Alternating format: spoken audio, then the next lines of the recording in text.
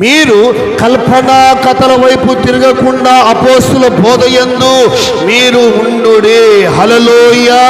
ఎందుకంటే వారు 3000 మంది బాప్తిసం పొంది సంఘములో చేర్చబడి వారు అపోస్తుల బోధలో ఉన్నారు. రక్షణ పొందినవాడు బోధలో ఉండాలి.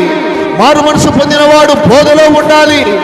బాప్తిసం పొందినవాడు బోధలో ఉండాలి. ఎవరి బోధలో ఉండాలి? ఎవరి బోధలో ఉండాలి? అపోస్తుల బోధలో ఉండాలి. హల్లెలూయా. రకరకాల బోధలు ఉన్నాయి. ఇప్పుడు రకరకాల బోధలు ఉన్నాయి.